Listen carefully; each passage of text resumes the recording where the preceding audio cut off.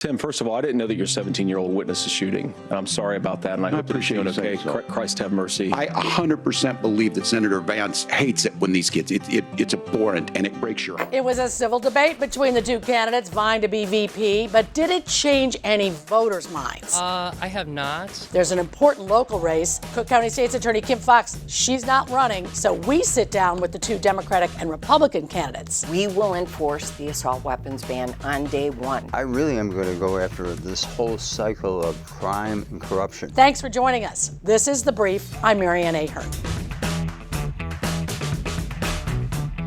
In the weeks leading up to the November election, we're going to take a closer look into the key issues. The focus this week, crime. And first, Cook County voters will see a big contest on their ballot, the Cook County State's Attorney's race. Do you even know who's running? The race is on for Cook County's next top prosecutor. In November of 2024, I will be stepping down as state's attorney. After State's Attorney Kim Foxx announced last year she would not seek a third term. Democrat Eileen O'Neill Burke will face off against Republican Bob Fioretti in the November election. O'Neill Burke led her primary opponent in fundraising and narrowly won the Democratic primary with a more centrist message than Fox's record of major criminal justice reforms. O'Neill Burke previously served as judge, both in appellate court and in Cook County. She was also an attorney in the state's attorney's office, as well as a defense attorney. Meanwhile, Fioretti is a civil rights attorney, previously serving in Mayor Harold Washington's administration. He's a former alderman. He switched party affiliation to the GOP 2 years ago. Over the last decade, Fioretti's run for several positions, including Chicago mayor and Cook County board president. Okay, so now you know who the candidates are. Now we want to hear where they stand on the issues. We want to know what your plans are. Let's even start with day one. Day one, my priority is guns. We are having a massive influx of guns in this county. And I think that's evident from the fact that 764 people were shot in the city this summer. We are having a mass shooting almost every weekend. We're not shocked by the numbers anymore. And we have to get control of the guns. The guns that are on the streets right now are not just any kind of guns. They're guns that have been equipped with a switch and an extended magazine. These guns are covered under the assault weapons ban. The assault weapons ban elevates the class of offense and it extends the term of sentence. We will enforce the assault weapons ban on day one. We will start asking for detention and jail time if people are caught with these guns. I'm going to look at all of her programs and probably reverse most of them. I'm going to enforce the law. I'm going to back victims and support victims throughout this county. I am going to back our police. I'm going to ask many of those that have left the office to come back. And I really am going to go after this whole cycle of crime and corruption. When you say reverse all of them, can you give me a specific that you would say, okay, here is some policy that she had in place that I want to change? Well, obviously the retail theft. I think it left many of our merchants in wondering what was happening. When you Explain, it's what? It's at $1,000, I believe? She raised it to $1,000 plus some other items related to it, but it was at $300 that it becomes a felony. There's a reason that we have diversionary courts. What about the Pretrial Fairness Act? What are your thoughts? Is it working? And bail reform? Good idea, bad idea? Yes and no. Everything needs reform, okay? But there's a lot of holes still in it. I plan on looking at some of the areas primarily where burglary is because it's a habitual crime, on how we can help those people. But we gotta make sure that they can be detained. An assault on a police officer, an assault on a senior citizen, those are not detainable offenses. We should detain them. We should have the judges have discretion. We should be able to look at the background of the individual. Are they a flight risk? Will they be harm to the community or the victim? and what would happen if they're released. Those are things we need to know. Under the Safety Act, we no longer look at money. Now the only criterion that we have is, are you a danger to the public or are you not? And I think we can all agree that's what the criterion should be. You shouldn't be detained before you're found guilty if you're not a threat to the public. Is it working, though? Well, I will tell you what I want to do with the Safety Act. The Safety Act changes the state's attorney's role in detention. Judges used to make the sole determination of detention. State's attorneys would make a recommendation. Now, before a judge can make that determination, the state's attorney has to file a petition to detain. If the state's attorney does not file a petition to detain, it doesn't matter if somebody's a serial killer or a sexual predator. The judge has to release the defendant. That's a seismic change to the state's attorney's role. We are now the gatekeeper of detention. If we focus on juveniles, the University of Chicago Crime Lab reports there's been a sharp increase in juvenile crime. Do you plan changes in juvenile justice? Yes, and we have started talking about what those changes will be. So we've all seen this uptick in juvenile crimes. All juveniles are governed by the Juvenile Court Act until the age of 18, unless they're charged with murder or aggravated sexual assault. All of the carjackings, all of the armed robberies will be in juvenile court under the Juvenile Court Act. It's very difficult to detain under the Juvenile Court Act. So the question becomes, what do we do with them? So what I want to do is have them checked in at school at 8:30, have them checked on at noon, make sure they're going to class. Who's going to do that checking? We're going to work it out with CPS and with the juvenile probation officers. But the vast majority of juveniles get arrested between 3:30 and 10 o'clock at night. That's when we're going to keep them busy. We're going to be partnering with all the community services. Sounds like expensive, though, to me. No, I don't think so. I think that it's much, much cheaper than incarcerating people long term. It is always a problem. I think my opponent convicted a juvenile on a false coerced confession, procedurally and substantively, because the facts did not match up. And I think she has to carry that wrongful conviction, knowing under Brady versus Maryland that she should have disclosed certain things. I look at the system that you have to understand the presumption of innocence.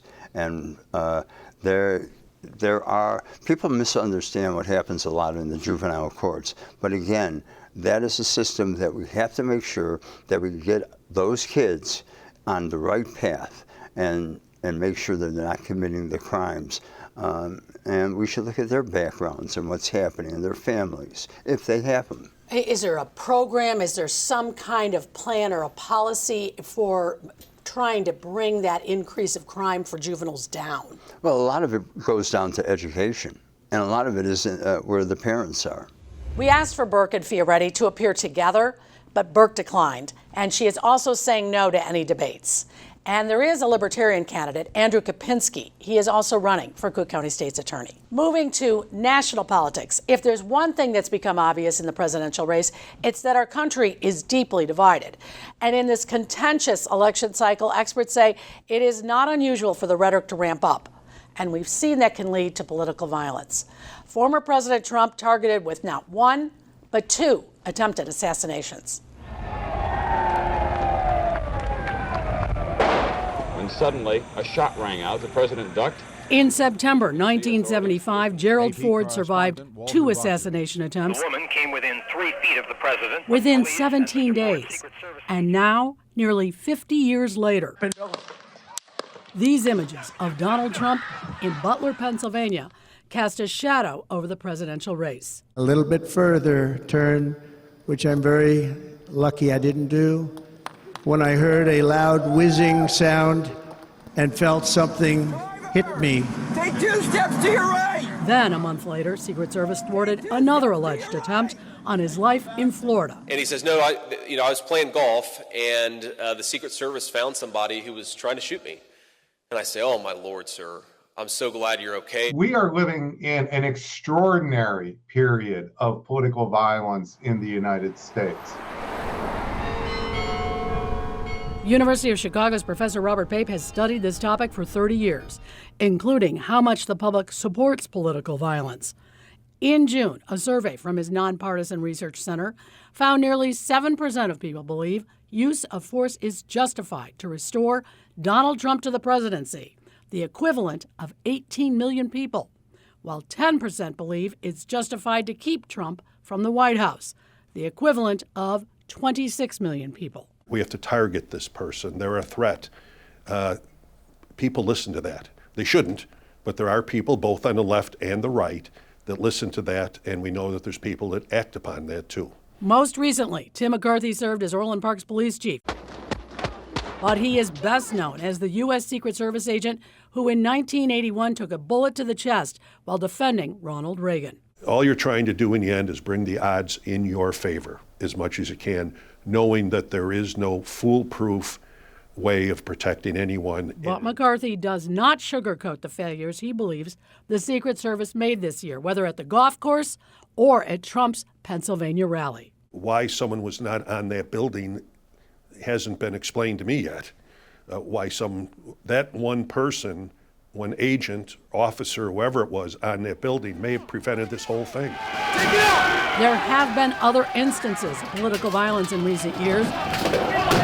Professor Pate points to January 6th. Drop the hammer. The attack on Nancy Pelosi's husband. All right, we've got a lot more news ahead. Still to come. And this incident last year. Police in D.C. arrest a man outside of former President Barack Obama's home. The man had guns and 400 rounds of ammunition.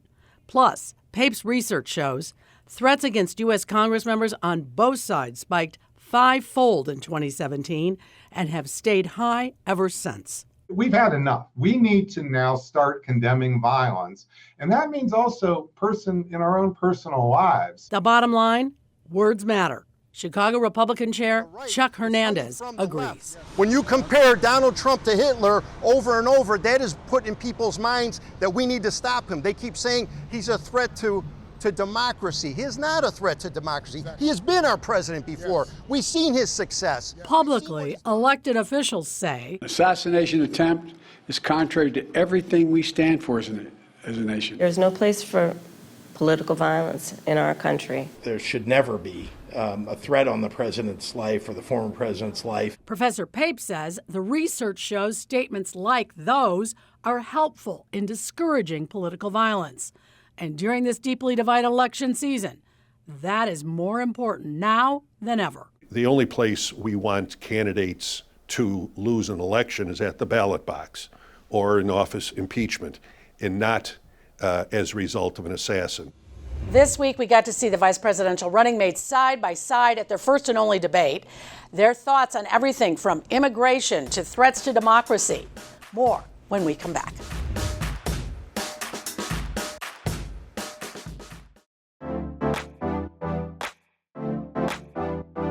The biggest takeaway of this week's vice presidential debate, it was civil. Whether it was the Middle East, climate change, guns, or the economy, Minnesota Governor Tim Walz and Ohio Senator J.D. Vance, they disagreed, but they did so without name-calling. On Tuesday of this week, Iran fired nearly 200 missiles targeting Tel Aviv and the threat of a regional war. The first issue discussed by J.D. Vance and Tim Walz, the vice presidential candidates. So Iran is closer to a nuclear weapon than they were before because of Donald Trump's fickle leadership. And when Iran shot down an American aircraft in international airspace, Donald Trump tweeted, because that's the standard diplomacy of Donald Trump. Governor Walz can criticize Donald Trump's tweets, but effective, smart diplomacy and peace through strength is how you bring stability back to a very broken world. Donald Trump has already done it once before. On deportation, more disagreement, especially when it comes to the controversy that erupted at the Trump-Harris debate, when Trump repeated a false social media post that immigrants in Springfield, Ohio, were eating cats. The consequences in Springfield were the governor had to send state law enforcement to escort kindergartners to school. In Springfield, Ohio, and in communities all across this country, you've got schools that are overwhelmed. You've got hospitals that are overwhelmed. You have got housing that is totally unaffordable because we brought in millions of illegal immigrants to compete with Americans for scarce homes. Walz did react to reports he has overstated his military experience and misstated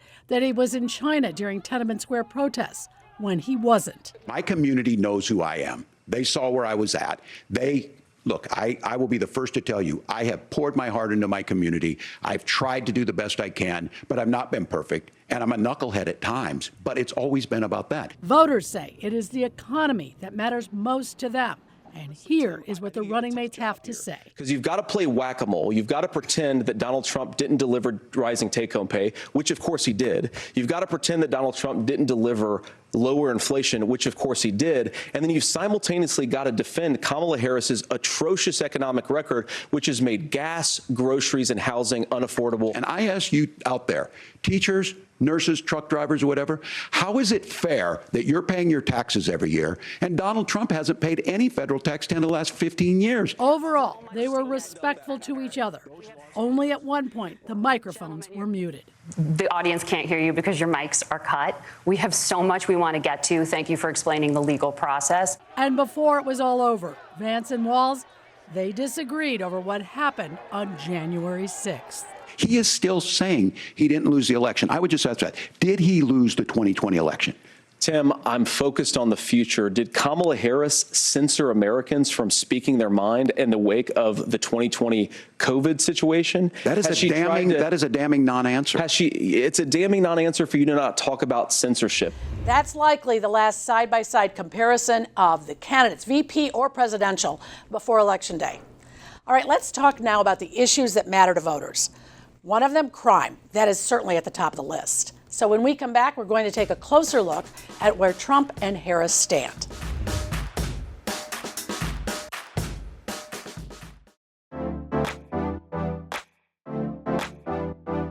When it comes to crime, gun policies, and the judicial system, both presidential candidates have said they support the Second Amendment. But that's where the similarities in their policies end. Since his first run for president, Donald Trump has championed a tough on crime message that rallies his base. I am the law and order candidate. This election cycle, he's repeatedly accused the Biden administration Well, let's talk about extreme. of failing to curb violent crime. Crime here is up and through the roof. Despite their fraudulent statements that they made, crime in this country is through the roof. This despite FBI data that shows homicides and violent crime are down significantly across the U.S. Well, I think this is so rich. Coming from someone who has been prosecuted. Meanwhile, Kamala Harris is framing herself as a tough former prosecutor, going after Trump for his ongoing legal battles. A gun owner herself, Harris supports red flag laws, banning assault weapons and high-capacity magazines, and requiring universal background checks. I myself protested at a gun show probably 10, 15 years ago about the gun show loophole and why we need to close that. In September, Trump accepted a key endorsement from the National Fraternal Order of Police, one of the country's most influential law enforcement lobbies. He's vowed to increase penalties for assaults on officers, and both candidates say funding, plus hiring and retaining police officers, are top priorities. Anybody that once even had a thought of defunding our great police law enforcement can no longer serve or even be thought of to be president. And I met a lot of the officers backstage. They're incredible, the job they do. There's speculation that the next president could fill vacancies on the U.S. Supreme Court because 3 justices, 2 conservative and 1 liberal, are in their 70s. Trump previously appointed 3 justices who expanded the Second Amendment and overturned Roe v. Wade. If reelected, he vows to uphold religious liberties, including the ability to pray in public schools. She would fight to protect anti-discrimination protections for the LGBTQ community. She also supports Supreme Court term limits. Our final thoughts. You want to hear just how high the stakes are in this election? Just ask Illinois Governor J.B. Pritzker. I would say this is a tied race. I mean, in the battleground states, it's tied. Every poll you look at, even if you take an average of polls, it looks like it's about 50-50. As for the week ahead, Monday marks 1 year since the October 7th attack by Hamas. With tensions high in the Middle East, we can certainly expect what happens next to be a focus on the campaign trail. That is all for The Brief. Thanks for checking in.